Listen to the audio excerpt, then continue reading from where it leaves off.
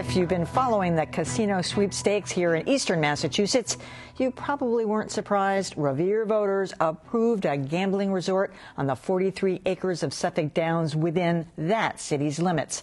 The margin was significant, with 63% voting in favor of the proposal by Mohegan Sun, but it was not as overwhelming as a similar referendum in Everett, where 86% of voters approved a casino plan by Las Vegas mogul Steve Wynn.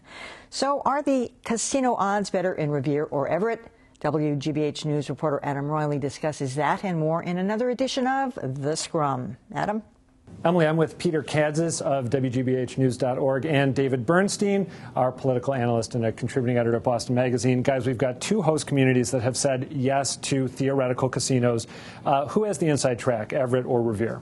I would say Revere has the inside track. Let me give you just one reason. Mohegan Sun has committed to doing $10 million a year annually in businesses situated in Revere, and they've committed to doing $50 million annually with businesses within a 15-mile radius of the casino.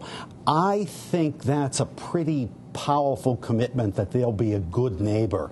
And I would expect that the 5 commissioners, who are the new audience, will respond to that. David, do you agree? I think they have the advantage. I think that there's always been an argument that the Revere location was a better, even when it was Revere / East Boston, it was a better location for certain reasons, you know, in terms of accessibility, the cleanliness of the site, you know, what would have to be done, and so forth.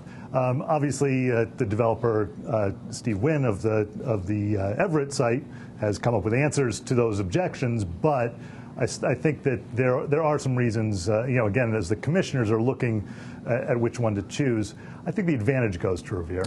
Will the commissioners take into account the fact that the Suffolk Downs proposal is sort of a rescue mission in a way that the Everett proposal is not? I mean, Suffolk Downs racetrack, we have been told repeatedly, is going to die unless a casino is built here. Does the commission care about that? I don't think so. I mean, I don't know for sure, but my guess is there are 2 facts on the ground.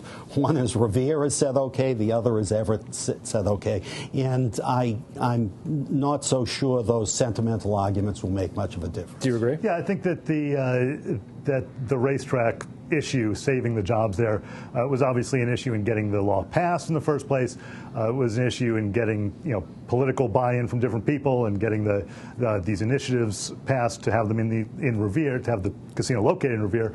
But I think at this point, as we go in front of the commissioners to make the decision, I don't think that's what they feel that they are tasked to decide. What about the fact that the Suffolk Downs proposal was originally embraced by Revere voters but rejected pretty emphatically by East Boston voters and then rejiggered so it was Revere only? Are the commissioners going to bear in mind that forceful East Boston no vote?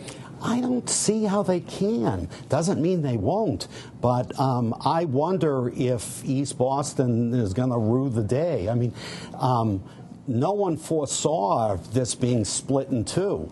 I'm not saying it's fair. I'm not saying, you know, it was something foreseeable, but we've got facts on the ground, millions of dollars in play. I don't see it mattering. Is Mayor Marty Walsh going to wade into this at all? I don't believe he's made a public statement yet about the Revere outcome. I know casino opponents, I was talking with Celeste Myers from No Eastie Casino today, who said to me she still hopes that Mayor Walsh is going to say basically the commission should take into account the fact that East Boston said no and we don't want this going forward. Is he going to say anything like that? I really doubt it. He's made some sort of cautious statements. You know, he was originally a very big proponent of this. He was one of the co-introducers of the bill that became the casino law, along with Kathy Ann Reinstein of Revere. You know, he wants to get those jobs in place. You know, the building trades folks have those jobs. You know, and what he might be doing, though, what he might do going forward, is talk very cautiously and even negatively about the impacts, because he's entering into now a negotiation, a mitigation negotiation with the developers as a community, a neighboring community.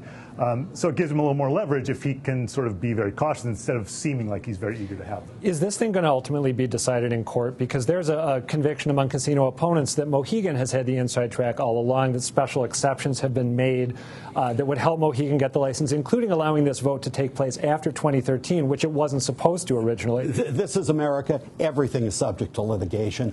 I would almost say that anything to complicate it will happen. Don't underestimate the power of Speaker of the House DeLeo. I don't know if there's going to be any backroom lobbying. I don't know if that goes on in Massachusetts anymore, but don't underestimate his influence. All right, we will not. Peter Kadzis, David Bernstein, thanks for talking this over.